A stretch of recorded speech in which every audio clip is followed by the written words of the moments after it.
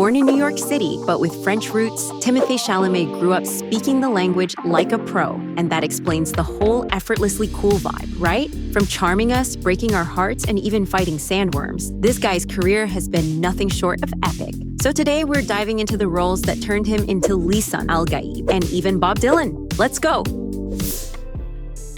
Let's kick things off with Timothée Chalamet's legendary debut.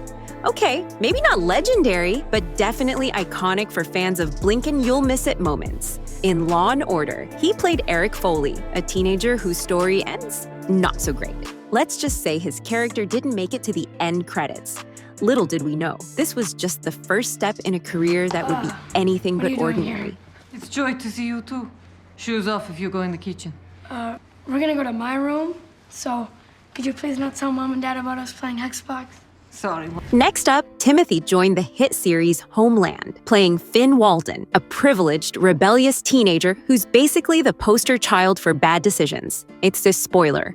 One of those decisions ends in disaster. But hey, even as a reckless rich kid, Timmy managed to bring death to a character you'd love to hate. Little did Finn know, he was just a stepping stone in Timothée's journey to greatness.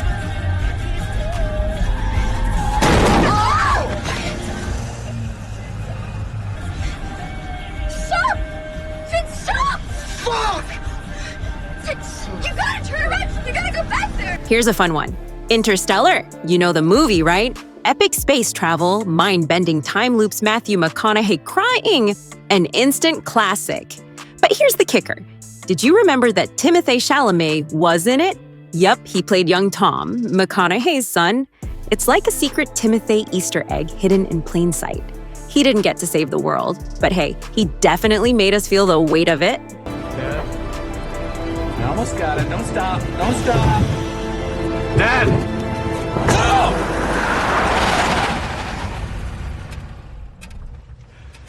Oh! You told me to keep driving.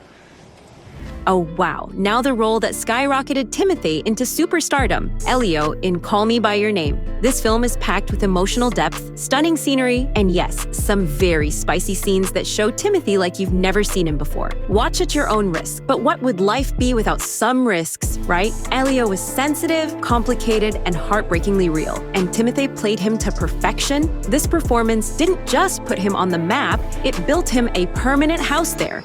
Right now? Yeah. Come on. Let's go. Do you have to go right now? I'll go get changed. Okay. Meet you downstairs.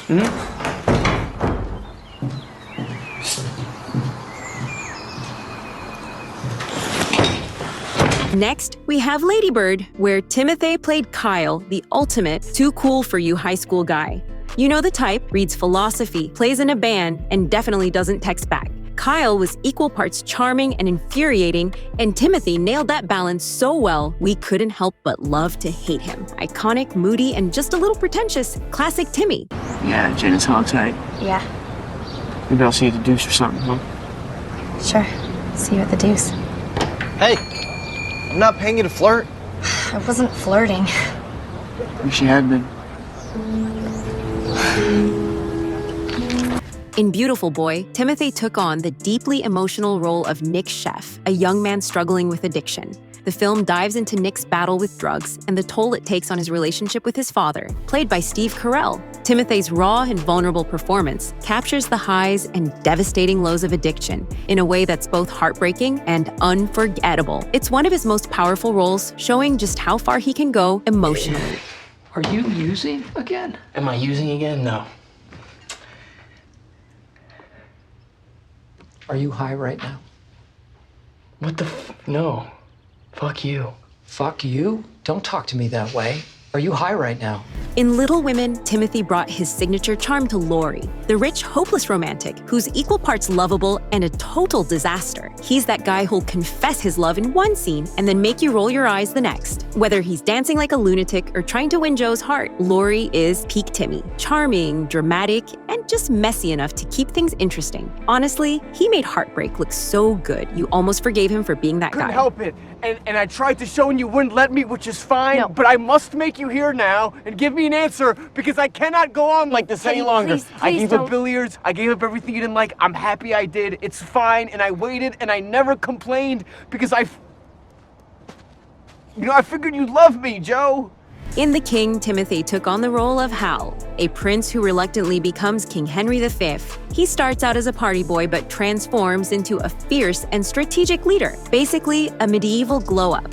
But let's not forget the real treat, Timothée sharing the screen with none other than Robert Pattinson, aka the vampire heartthrob from Twilight. Their scenes together? Absolute gold. Timmy brought the brooding intensity, while Pattinson delivered over-the-top French villain vibes that were somehow ridiculous and brilliant. Two icons, one epic showdown. Fight not for yourselves! Fight for that space! Fill that space! Make it tissue! Make it mass! Make it impenetrable! Make it yours! Make it England! Make it England! In A Rainy Day in New York, Timothée stepped into the role of Gatsby, a privileged but endearingly awkward college student trying to plan a romantic weekend with his girlfriend. Of course, things spiral into chaos because what's a rom-com without a little drama? Gatsby ends up navigating a series of misadventures, including some very memorable scenes with the beautiful and amazing Selena Gomez. Their on-screen chemistry? Electric. From witty banter to those kisses, it's a dynamic that's equal parts sweet and hilarious. Cut. It's better. Josh, he's way too uptight to open up his mouth. Hey, are you still saying that, Shrink? Give me a break, all right? I was just taking a walk. He asked me to help out, all right? I've never acted before. C-19, take 3. Action.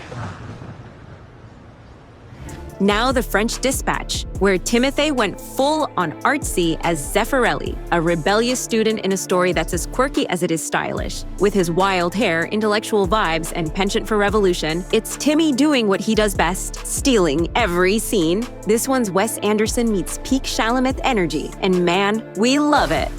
I'm naked, Mrs. Kremens. I can see that. Why are you crying? Tear gas. Also, I suppose I'm sad. Please turn away. I feel shy about my new muscles. In Don't Look Up, he played Yule, a skater boy with a heart of gold who somehow ends up being the most chill guy during an actual apocalypse. He's that guy who says it's all good while the world is literally on fire. And somehow, it is all good when he's around. Timmy shared the screen with legends like Leonardo DiCaprio, Meryl Streep, and Jennifer Lawrence. I mean, can you imagine skating into a scene with those names? What the fuck? That's you. That's definitely you. Yep, that's me. Holy shit, you're a stone cold legend. Word is bond. Got a picture of you on my board. A picture on his fucking board. That's great. In Bones and All, he took a dark and mysterious turn as Lee, a drifter with let's just say, unique appetite. The film is equal parts romance, road trip, and, well, something you definitely don't want to watch during dinner. Timmy's performance was haunting and magnetic, making you root for Lee even as you're thinking, wait, should I be rooting for this guy? It's a role that's as chilling as it is unforgettable, just like the movie itself. I'm 18, if you're wondering. I was gonna guess younger. Thanks. I don't usually talk to anyone after. I don't actually meet many others. I'm sort of glad not to. Yeah, I get it. I'm just saying, I'm not an asshole. In Wonka, Timothée stepped into the shoes of the world's most whimsical chocolatier. And let me tell you, he made it weird in the best way possible. Singing, dancing, inventing candy that defies the laws of physics. Timmy brought all the charm and mystery you'd expect from the man who turns chocolate into magic. It's part origin story, part fever dream, and 100% Timothée making you think, okay, I totally believe this guy could run a candy empire. I hate what happens next. What's happening? What's going on? That's the hoverfly. It's broken out of its cocoon. It's flapping its wings like Bilio. In Dune Part 2 is where Timothée truly becomes the Lisan al-Gaib, aka the Chosen One.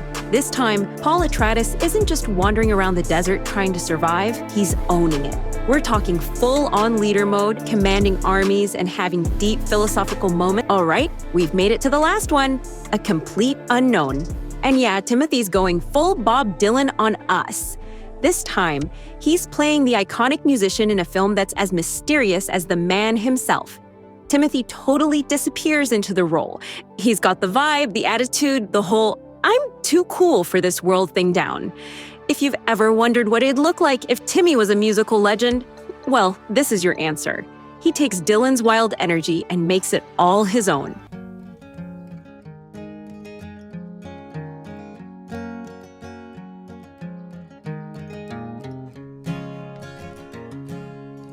How many roads must a man walk down before... And that's Timothée Chalamet's epic journey, from blink and you'll miss it roles to Bob Dylan legend status. Oh, and if you enjoyed this, don't forget to like and subscribe. And hey, if you thought Timmy's evolution was wild, wait till you see Daniel Radcliffe's. It goes way beyond just Harry Potter. That video's on the screen now. Check it out, and I'll see you there.